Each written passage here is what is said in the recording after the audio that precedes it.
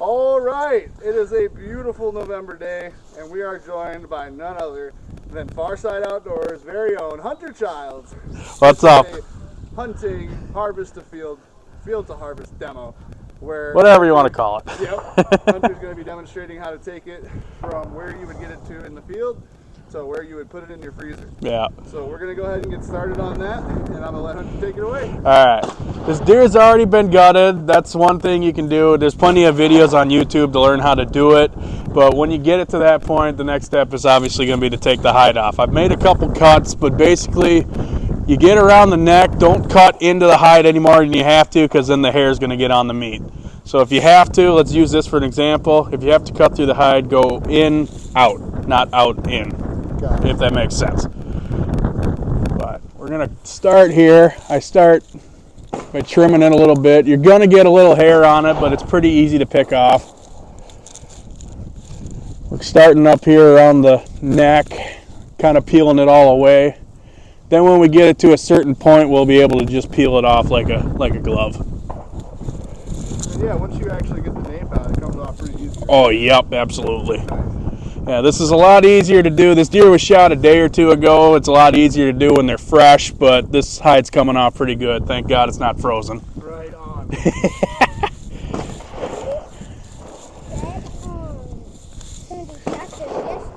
That's right. Yep. So our supervisor, Paul Sheckelman, he went and took this deer for us just yesterday morning.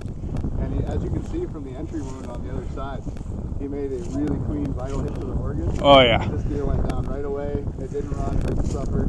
And here we are, able to be blessed with its bounty. Yeah. So we're very excited to get some backstraps out of this guy. Yeah, I got backstrap fever already.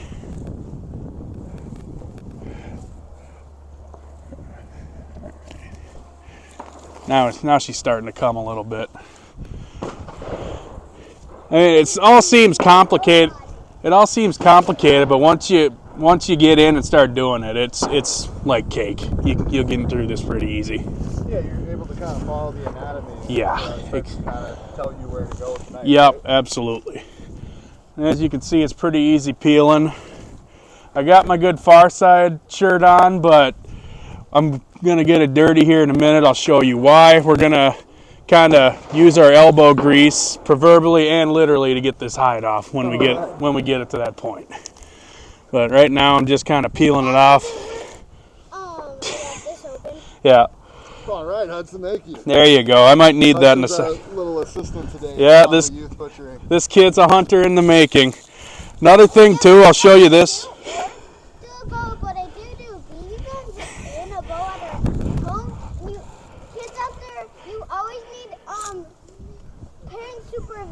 That's absolutely right, Hudson. That's the most important thing. Soon you'll be supervised on how to learn how to shoot that rifle of yours, so you'll be good to go. Careful behind you. Another thing with this hide, you gotta cut these shanks off here. You come up on this little ball joint right here. I'm gonna do this two ways. Yeah, I'm gonna do this two ways for you. I'm gonna use a knife. If you have a Sawzall or something, you can use that. It'll make it 10 times easier, but on the other hand, it's just easier to learn how to do it this way. That's right. This is what you'll have in the field. Yeah. And it'll be a lot easier. You're not gonna. You might be lucky enough to have a saw. You might be lucky enough, but when you're in the back country, for instance, you're not gonna have access to chainsaws and machinery. So. It's always easy to lighten your load, and it's a lot harder to add stuff in. Yeah. Like I said, there's a ball joint right here. You come over top, kind of like that. You see that there, Dom? Oh yeah. Yep. Then I cut a circle around, and when you cut the tendons, it kind of just comes loose, you know. So once you get in there, it's easy to see. Once all that's cut, I take it again, twist, then all that's just tendons right there. So I can just cut that right now. So that just comes off like that. Yeah. And like I said, you can use the saw for this part, but it's just easier. Yep. Let's see, where are we at? All right. Still working on the hide a little bit. This is the shoulder we're at right now. But you can see how it's starting to peel off a little bit. It's not really held together by much. Yeah, it's just like fat and thinner, right? Yeah, exactly.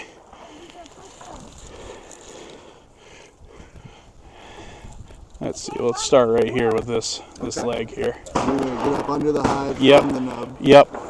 That's another reason I like to cut these part of the leg off so I can get at it Gotcha. easier that way. And then that extends the nape to a point where you can pull Yep. it off, right? Yeah. Okay. Yeah, I mean, everybody can, just take a deer into the butcher shop, but it's so much more satisfying when you can do your own meat and get it all done that way. It also saves money too, so. Absolutely. And in this, money, fight inflation, baby. yeah, in this day and age, every dollar counts, so. That's absolutely it. And there's nothing better than taking a bite of a deer you processed yourself all the way from start to finish. Are you speaking from experience there, Dom, or? I sure am. I was lucky enough to be guided by a hunter my first time hunting. And not only did he put me on 2 deer my very first season, but on top of that, he taught me how to skin, cut, and kill cut, just like you're seeing now. And we sat down, we did the whole thing in the field up until we got to my garage, chopped out our cuts, we ground up a bunch of burgers, and that was one of the best meals I ever ate. Yeah, we'll post that video up on the page sometime too. Yeah, we had that too, don't Yeah, we got that laying around somewhere. I love it. I love it. Like I said, I'm kind of peeling. Be careful with the knife, obviously. You don't need to cut yourself, but you'll also see I'm not wearing too much for gloves right now. I mean, a lot of people are worried about bacteria, and that's okay. If you want to wear gloves, go ahead. I just choose not to because then I have more control of what I'm doing. Yep, and that's definitely a personal choice. It's really easy to wash the meat afterwards. Yeah. Yeah. So another reason why I like doing it myself. If you take it to a shop, you don't know where it's been. You're not even getting your deer back half the time. And you don't, right? You might get somebody else's meat. Might get somebody that maybe took a gut shot and ended up spilling in the cavity. Yeah, somebody could have spit on it. The possibilities are endless. So you can see why a lot of people like to do this themselves. And it just connects you to your forefathers and that generational tradition of Wisconsin to put meat in the freezer before winter. Oh yeah. I mean, people have been doing this for hundreds of years. The meat just keeps getting better. That's the truth. That's the truth, isn't it? We got all them good feeds out here and all them good feedlots. A lot of really, really good management on private land. Yeah. Over to that public for all of us. Yep. We'd all like to go back to the good old days of deer hunting in the Northwoods, but those days are gone, sadly. But we can still kill big deer. We just got to work at it a little harder. Even here in Polk County, even here in St. Croix County. Yep. No matter where you go, it's always the same. All right, we're starting to get it off the arms now, so this is where it's going to get a little easier. I have 2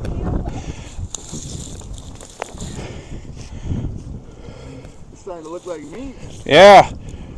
You forget that it's an animal you see in the movies. Uh-huh. Yeah, millennials think they're meat. Yeah, right. Just cooked up scientifically. If you look at it in hindsight, though, Jeffrey Bezos did not make this, and he did not make the ground it walked on. So. No, he did not. One of the very few things he's not involved with anymore. Yeah, thank goodness for that. If you really want to get a thrill, all you teenage thrill seekers out there, pick up a bow, go do something like this, or go up to the Northwest, tangle with a grizzly bear, or polar bear, or brown bear, and you'll get that effect that'll cleanse the soul. Amen. Couldn't have said it better myself. Brother.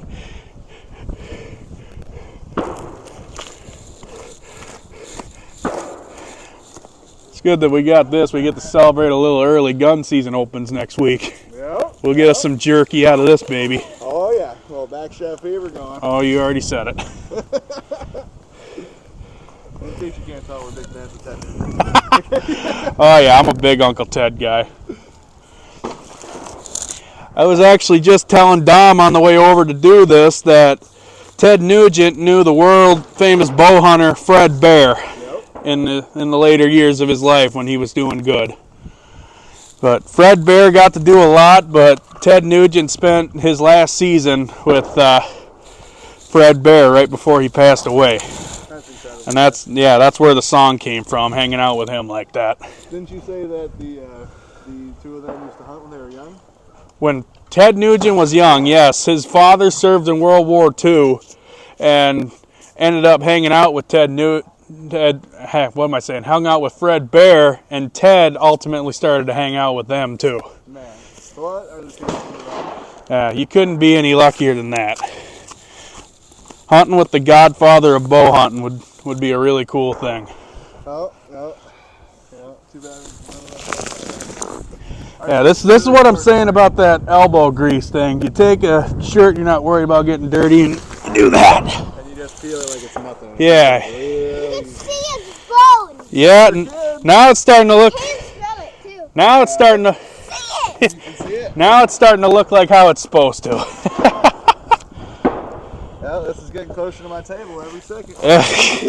I'll get you going here, Dom. Get that thing away from me.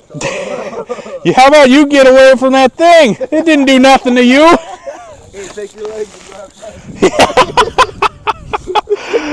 I'm trying to skin the legs, but I can't because they're inside. Yeah. And they're making lines. Oh, be careful. You definitely need to wash your hands after this before you eat them. He already ate. He's fine.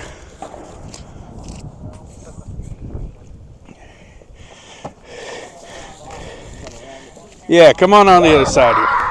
You can kind of see how it's looking. Like I said, it's just like a glove. You pull it off. That looks like a blanket. It kind of does, don't it? Yeah. What about the options you get with the hide there, honey? With the hide, you can make vests. You can make gloves, like I did for Dom last year. That's right. We'll tell that story another time. But you can use gloves. You can make vests. If you get enough, you can make a jacket. You can do all kinds of stuff with it. A lot of times the natives, they'd get on this backstrap right here, and they got a little rawhide on top of it. They'd peel that off and make bowskin out of it. Oh. Yep, that's how they got their bowstrings for hunting. Some of them hunted with spears. A lot of people like to hunt with bows, though. That's where it all started with that.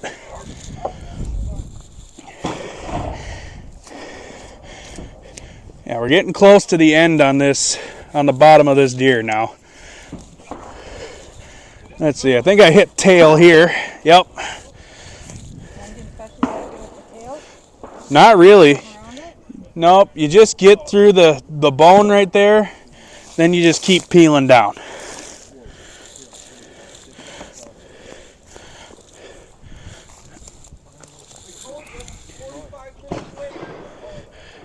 How long have we been recording? You got 12 minutes and 30 seconds. Yeah, shut up, Rick.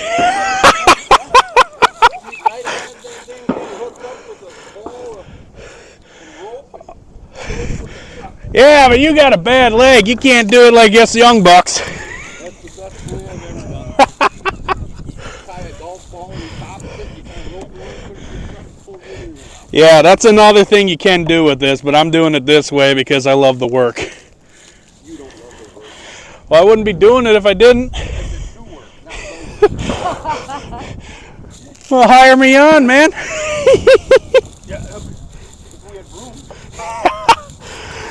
Oh, yeah. Rick Larson from Main Street Pizza, everybody. He'll be here all week. Hey, buddy, you got that saw there? Let me have it. This is your average wood saw. They make bone saws, but in a pinch, this will work for you. I cut through that shank there. Now I'm going to get to this bone right here.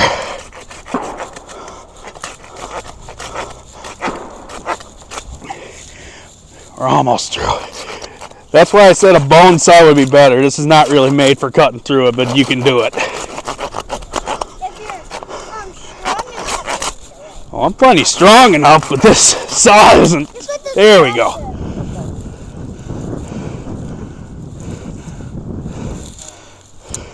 All right. Yeah, I cut through the meat to make it a little easier to get to the bone. I mean, this is totally optional, but once you get into it, it's real easy to do. Mom,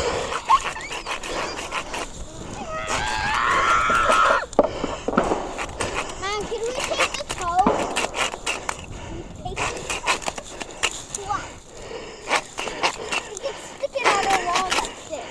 This kid makes me laugh. All right, almost. There we go. All right, there. Your hide's off. Now, another thing I'm going to point out, when this is warm, you'll see all this layer of fat on here. It's called tallow. You cannot eat this stuff. The birds love it. If you want to mess from it separate from the meat, go ahead. But when it's warm, you want to peel all that off as quick as you can. It's gonna. Yeah, and they're a little cold too. This thing needs to be warm. Yeah. Yeah. Make it solid.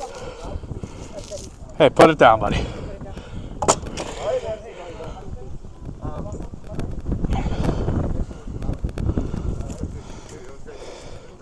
Deer leg. Alright, I made a little incision, kind of get this off. It's a little hard to do when your fingers are cold, but if you peel this away far enough, you can see all the back straps right in there. Where's Dad? Probably having a pizza. That's what we should be doing right now. Oh yeah. Just peeling it away a little bit. Your back straps are going to be from here, and I just go right about to here. Dom! Oh, you're okay. I didn't know you were What's up? Oh, yeah, Go ahead. You got 5 minutes, boy!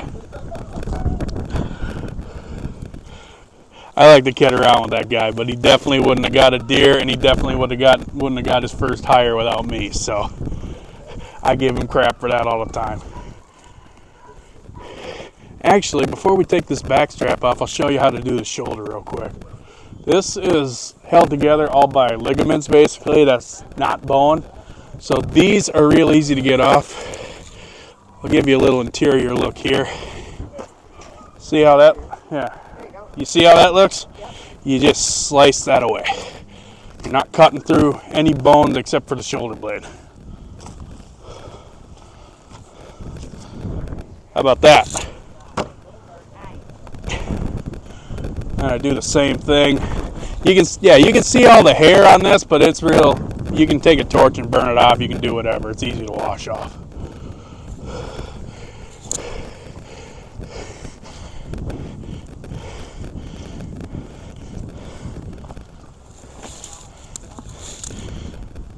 One of my favorite things I like to do, some people will take these and they'll trim it all off and grind them. I like to separate the shank from here. I'll saw this in half once I've trimmed it all, and I'll make a shoulder blade roast out of it. A lot of people don't realize you can do a roast with these, but once you cut that bone, all that marrow gets in, and it just makes a perfect broth when you're throwing it in the crock pot. I'd recommend that to anybody. Or if you're like Dom, you can just grind it up with some bacon and call it a day. Once you get into it, it's real easy to do. You just find what you like and stay with it.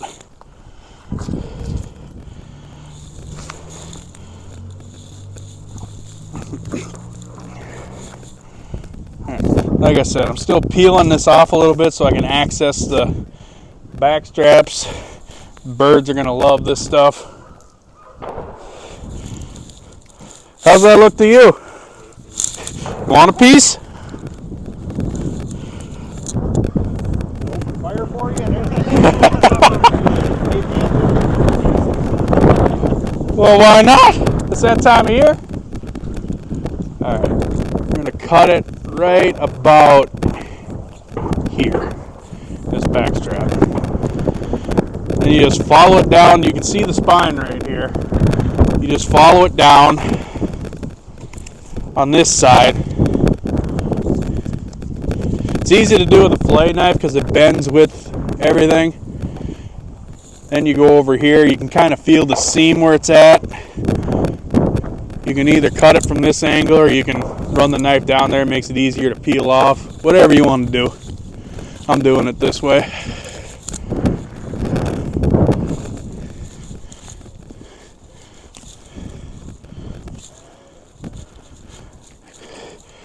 The idea is just to get as much meat off the bone as you can. You're prone to making mistakes, but that is okay. Fred Bear can't cut up a deer perfect either.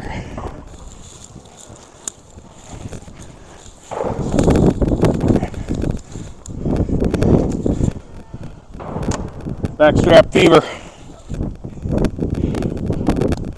And we go around, kind of get the neck laid up a little bit. Do the same thing on the other side.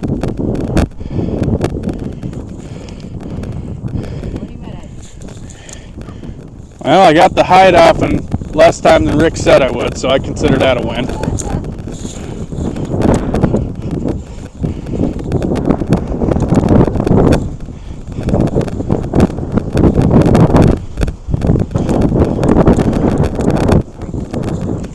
That's okay. I don't care as long as it gets the good picture. You're a little chilly, I can tell. We're almost done with this though.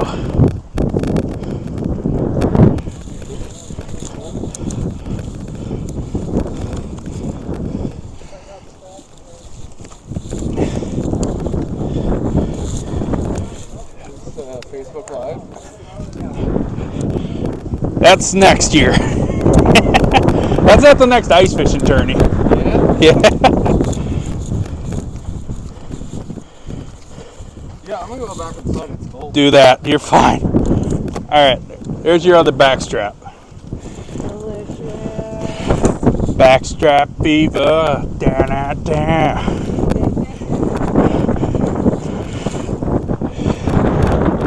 Let's see. Should I cut this down? No. This is the next thing I'm doing. I'm following this meat in. I'm looking for the ball joint on this leg. These have bones and femurs that you gotta work with.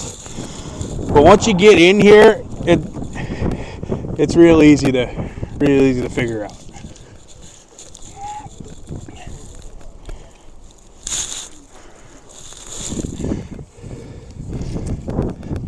All right, come over here for a minute, buddy. I want to show them this real quick. All right, you can see this ball joint right here. You're looking for that when you're getting to this. Just cut around it, get the ligaments loose, then it's all cake from there. All right, here we go. I'll find a bone edge that I didn't know about. There we go. And there's your back leg.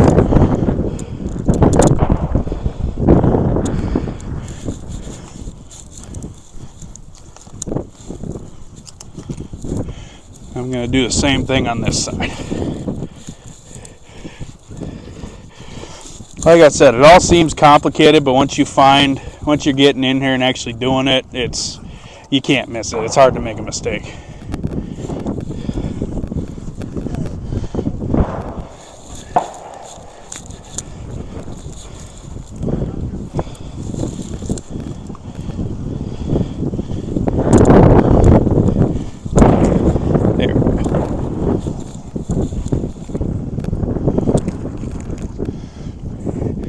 From there, your legs are done.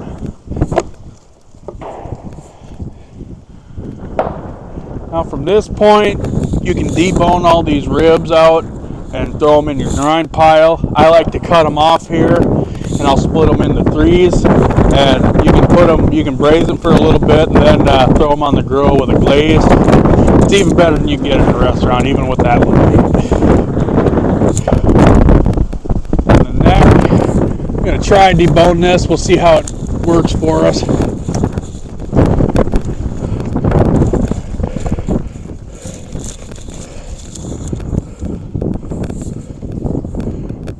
Kind of just filleting the neck meat off of the bone here, but you can take this and grind it. You can throw it in a crock pot and make barbecue sandwiches with it. That's my favorite way to do it, but everybody's got their thing. Once they learn how to do it, though, they're going to keep doing it or try new stuff, and that's perfectly okay.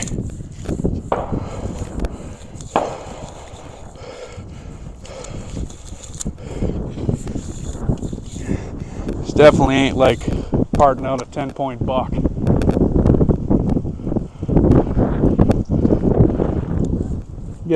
I'll show you how to debone this real quick.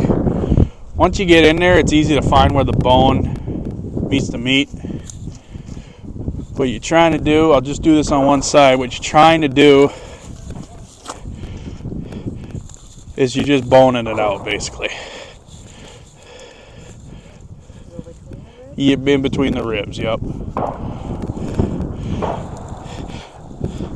And like I said, that piece there, once you get all the tallow off, you just throw that straight in your grind pile. It's good for burgers, sausages, whatever you want to do. And otherwise, like I said, you take a saw, you just cut that off, and you can make barbecue ribs. Then lastly, we get the tenderloins out. You almost don't even need a knife for this. I'll just show them where they are real quick. Right in here. You got one here. You got one here. There's a lot of tallow in the way. We'll trim that out, but I'm going to make a preliminary cut to kind of get them loose.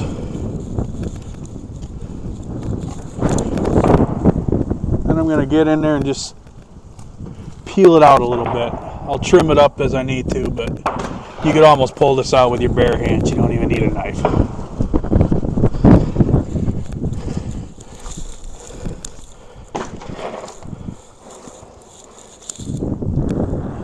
That's your tenderloin. Tenderloins are, other than the backstraps, are the most prized meat they get.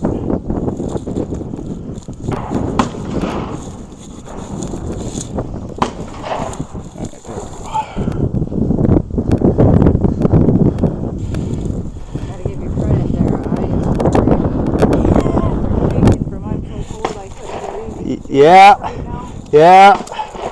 Some people are just built for it. I mean, we're both from Wisconsin, and I can already tell you hate this. It's a lot better to do when this thing is fresh on the ground, steaming. You gut this thing out, and you can do the same thing they did in Star Wars and just warm your hands that way.